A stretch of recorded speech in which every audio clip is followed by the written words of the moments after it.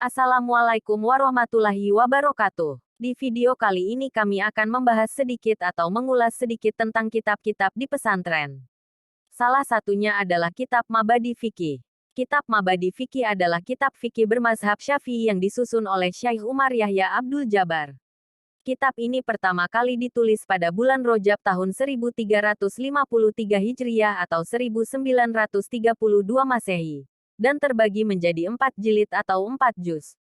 Kitab ini berisi tentang seputar ilmu hukum-hukum agama yang mendukung terhadap ibadah sehari-hari. Di antaranya adalah toharo atau bersuci, salat, puasa, zakat, haji, dan sebagainya. Kitab Mabadi Fikih saat ini tidak hanya digunakan di pesantren-pesantren salaf. Bahkan ada juga yang digunakan di sekolah formal yang biasanya dijadikan sebagai kegiatan ekstra yang dikembangkan menjadi kajian muatan lokal. Penyusunan kitab ini berpedoman pada kemampuan yang sesuai dengan alam Indonesia. Juga mengingat apa yang menjadi kegemaran dan kekuatan akal pikiran para pelajar. Sebelum lanjut, alangkah baiknya saudara-saudara pencet tombol like dan subscribe agar kami lebih semangat lagi untuk berbagi pengetahuan. Terima kasih sebelumnya. Sekarang lanjut ke biografi pengarang kitab Mabadi Fikih. Dalam sejarah pendidikan Islam, Syekh Umar Yahya Abdul Jabbar merupakan salah seorang ulama Saudi Arabia yang telah menyusun buku-buku muqarrar berbahasa Arab untuk santri-santri pemula. Umar Abdul Jabbar dilahirkan pada tahun 1320 Hijriah di Mekah Al-Mukarramah yang juga menjadi tempatnya tumbuh dan belajar.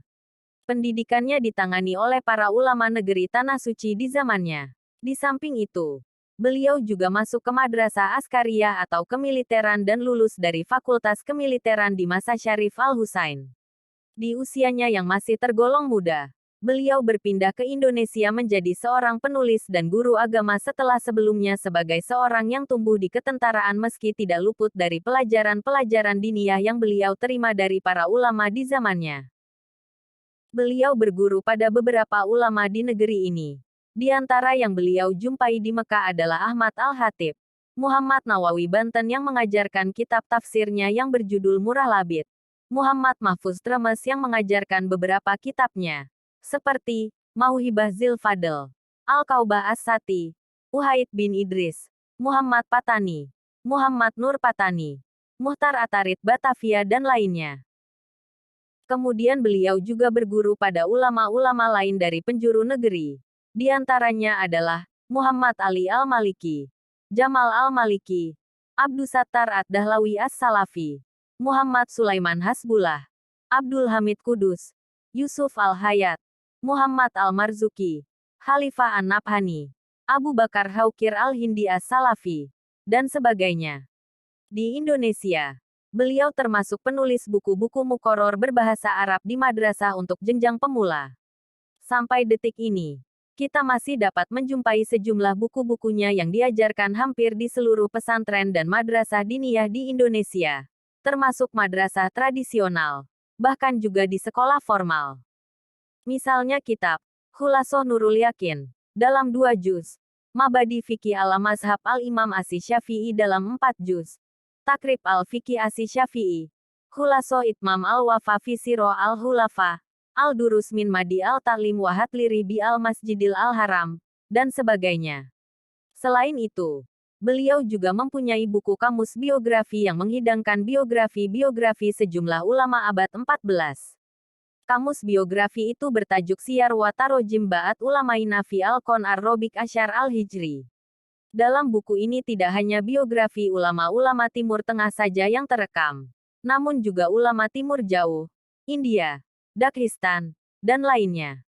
Pada 16 Muharram 1391 Hijriah atau 1970 Masehi, akhirnya beliau menghembuskan nafas terakhirnya di Mekah Al-Mukarramah setelah sekian tahun melawat di negeri fana ini. Beliau pun dimakamkan di Malah. Semoga Allah merahmati beliau dan menempatkannya di surganya. Amin. Daftar isi kitab Mabadi Fikih. 1. Dasar-dasar Islam. 2.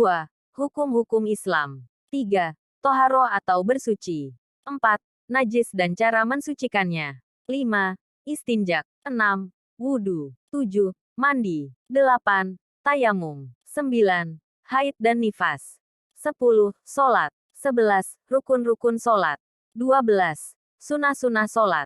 13. Hal yang membatalkan dan memakruhkan sholat. 14. Nawafil atau sholat-sholat sunnah.